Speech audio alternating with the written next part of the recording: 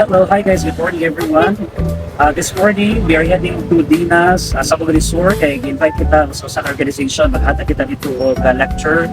Ay tungkol sa public speaking. At the same time, kasi sa organization man sa United Church of Christ in the Philippines sa mga batanon. Ang itawag na siya Christian Youth Fellowship. So, gina-invite kita nga act as a lecturer, facilitator sa topic na para sa kanila makatapang sa ilang improvement sa ilahang pag-leader. So ako po, I invited dito ta briefs kasi baka ba na no? So Ginoo na magtawag nato, dili kita briefs sa taliwala sa kabisi nato sa ato ang responsibilidad diha sa Department of Education. So dili kita mag-review. So again, it's a privilege and part kay module dito niya. Pagmotor ta po kay wa lang mag-long drive na gamay pero magulan man dayon na ako ang kauban, ako ang cameraman, wadyo na ko na puyo. Okay. Sige, ulan nabasa ko na dito. So see you later and then please join our lecture there and we'll be learning a lot. No, ako is a lecturer. It doesn't mean to say kung lecturer ka, makakatun ka, no. It doesn't mean kung lecturer ka, ikaw rin naghatag feed sa information. But along the process, isang lecturer ka, nag-learn po ka, nakatulog po ka. No? So, it's something na blessing from God, wisdom, ihatag, ikaw rin yung emissary, no? Ikaw rin yung tulay, yung instrumento. So later on, we'll be meeting our kids, our young people at the church, and we will be uplifting them, encouraging them to do the job of God, and to carry out the mission that God has given one of us. So God bless you everyone, and please sama ka, join me in our journey, our activity for today.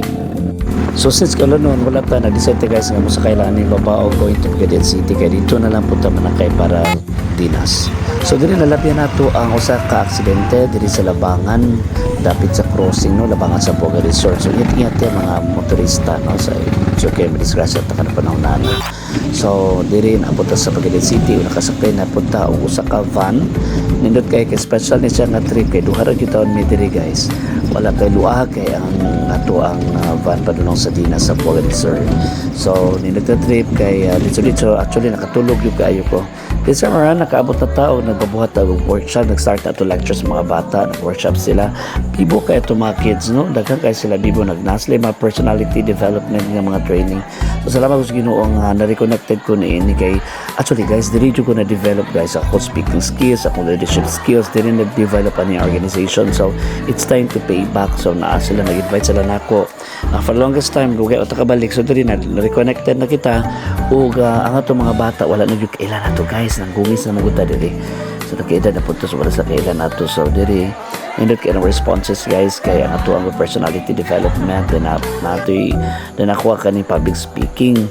So enjoy kayo mga CY efforts at tawag na to ni mga batanon members sa Christian Youth Fellowship sa United Church of Christ in the Philippines. So priming taani nanayo sila nagkanta December man ang activity. Nagpasalamat ta kauban ang ato mga kabatanunan sa grupo sa public speaking group o mao kini guys nga lipay ta nga nakahatag ta og training sa mga batanon og sila mismo na improve sila. So God bless you guys.